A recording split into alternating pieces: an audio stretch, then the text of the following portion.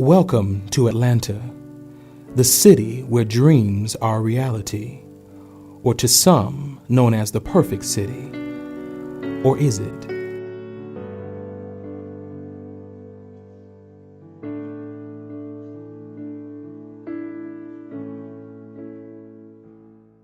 Awarded the 1996 Olympic Games to the city of Atlanta.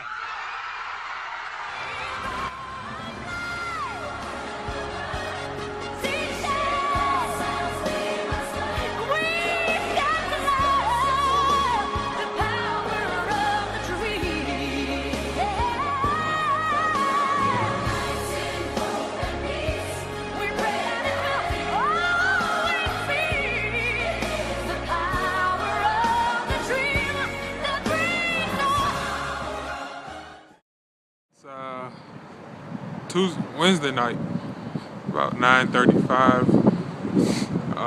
The temperature I think is 30 degrees on tonight. It's windy, cold. I am actually heading what they will call Midtown here on Peachtree, and we'll see how my first night in the street goes. As 72 hours as a homeless man here on Peachtree.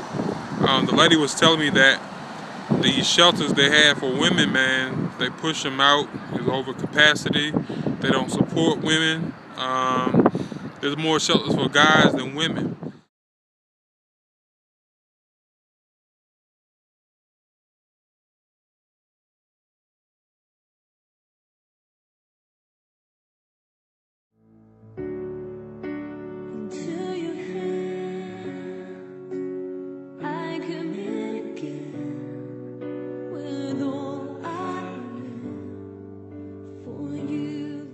I've been the Coast Guard. You hold my world in the palm of your hand, and I am yours forever. The funds they get from the government, they spend it on the damn self, half eating up a lonely sandwich, no hot meal, and what they need to do is clothes.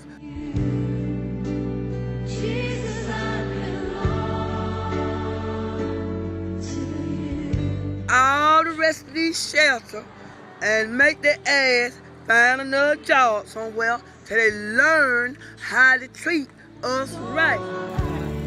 26% of homeless population are veterans.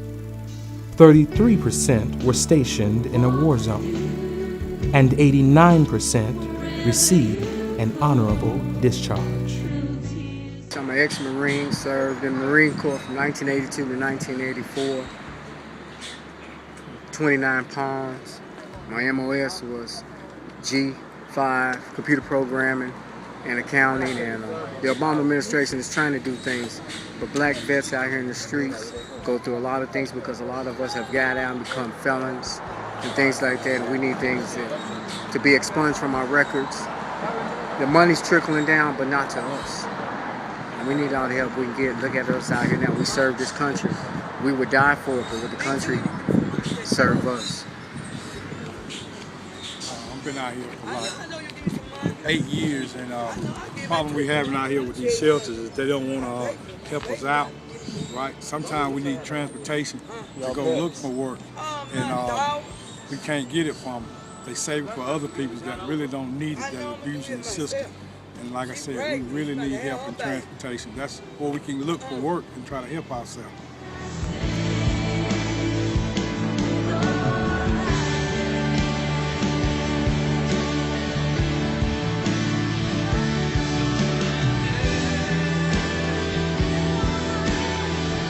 They ask you about your ID, just constant harassment. You're homeless or this and that. You try to go somewhere and get something to eat, they always want to search you, just mess with you. The homeless people, they don't let us take showers somewhere, or let us get hygiene stuff like that.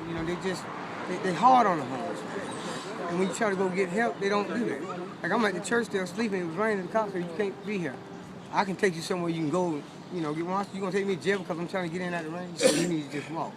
But that's just, the cops need to quit, and the mayor need to get in and try to help the homeless people, man. And quit getting this abundance and keep it for themselves. See, he said 20. Thank you. Hi, I'm named Willie. And, yeah, they ain't treating us right down here at the shelter. I mean, they sign you up and they know what's going on, you know what I'm saying? They know all the people that signed up that's vet down here, and they still, you know what I'm saying, disrespecting us. And then, you know, they got the curfew thing, they ain't feeding us right, you know what I'm saying? And they really, it's just totally disrespect, you know what I'm saying? And I mean, I've been out here like 11 years, man, you know? And it just ain't fair, you know what I'm saying? We need some kind of assistance, man. Somebody gonna treat us right, because, you know, I mean, we served our country, you know what I'm saying? You served in the Army or Reserves or Navy? I served in the Reserves. And it's just like, I mean, they don't care. Somebody should care. I mean, we did this for our country, you know what I'm saying? Now we hurt. So can somebody help us?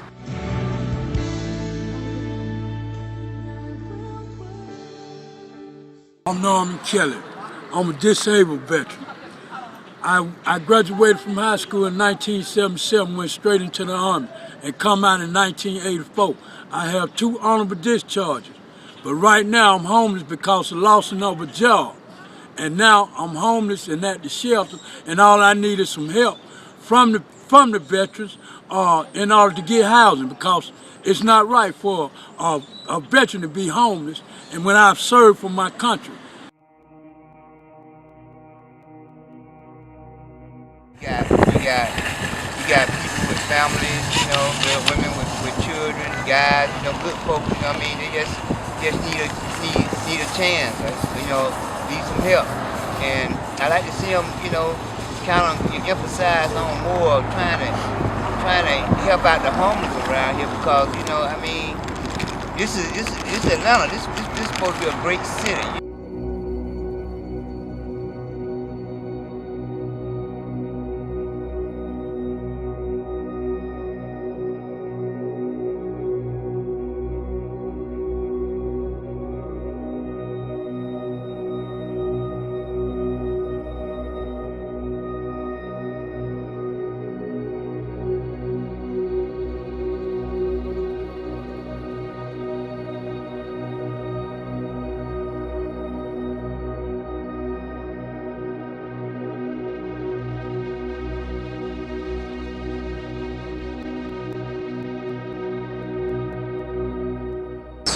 More of my insight on homelessness is folks that's you know, they disenfranchised, they more so been shut off from society, and that you know, it's a presence of drug use, it's a presence of mental health that accompanies that,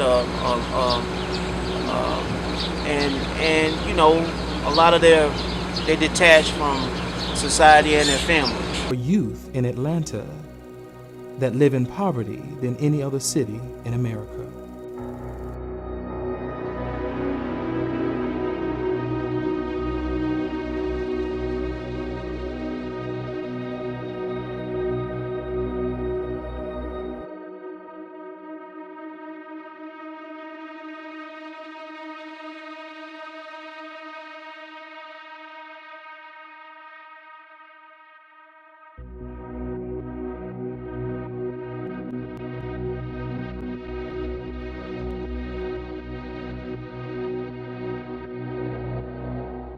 Recent meeting of the Concerned Black Clergy, one of the members mentioned that there were a number of vacant homes, even up and down Cascade Road and other places that the city owns, that we could probably have renovated and used for housing some of these people.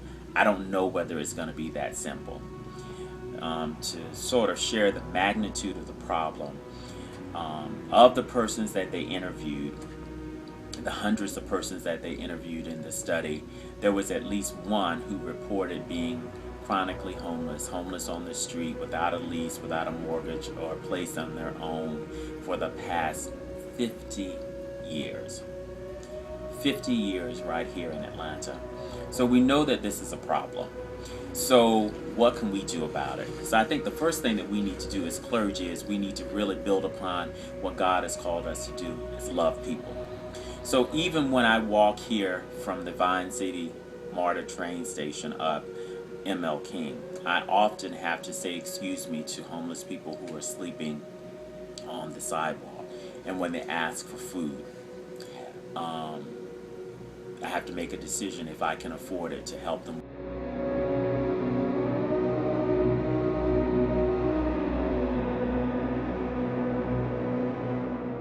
I serve on the board at the living room, and one of the issues that we're tackling now is that, well, the living room is the centralized intake nonprofit for HIV persons in the metro region who are living with HIV and AIDS who are homeless.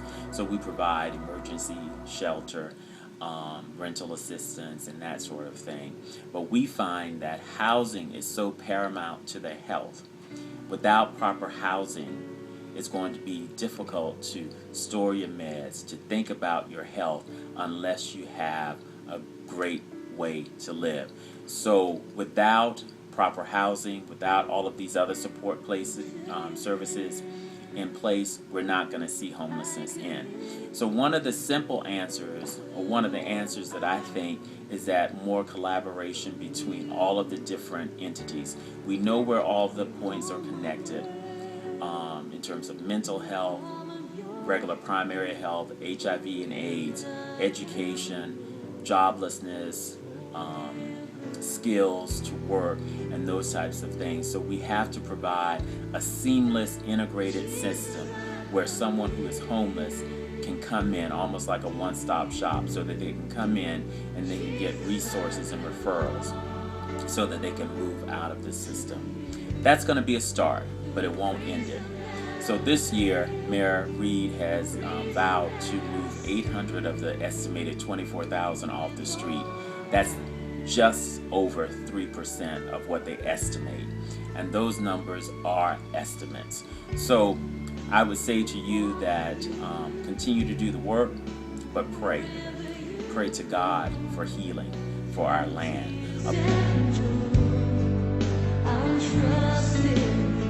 Create a system of awareness, let people know, in this neighborhood could be somebody, on the streets the next day, and then bring some empathy, some form of understanding what it feels like to be homeless. As I mentioned before, most Americans are one picture away from being homeless.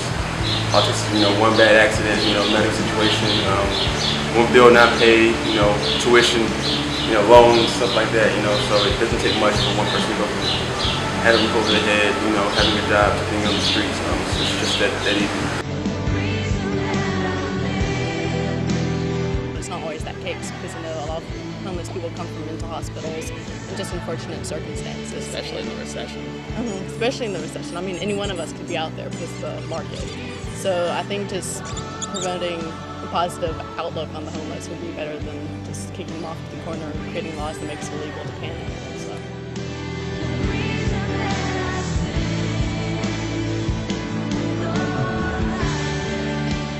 I think we can make some changes in the way we do things, give a little bit more towards them, help them out a little more when they need it, maybe create some more shelters around town so they have a place to stay, and help get them off the streets and maybe give them jobs and other things like that. We see a lot of homelessness around here.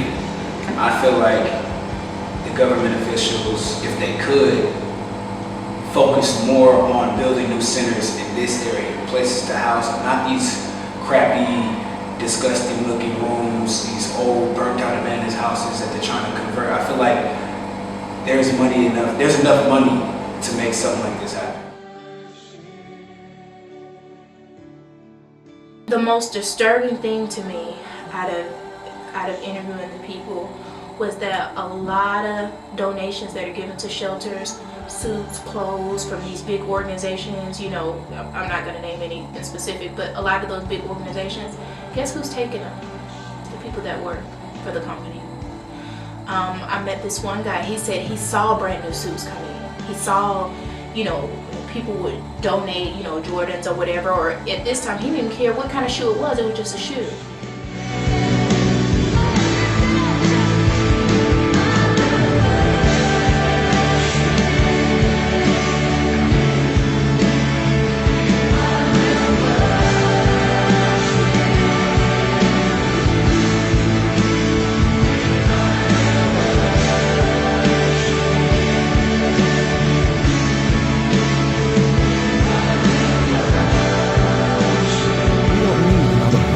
shelter that will provide just a place of housing. What we need is a home and an academy that will provide a solution. Thelma's Home of Love and Community Academy is a place that will provide a solution to ending homelessness, not just here in Atlanta, but throughout America.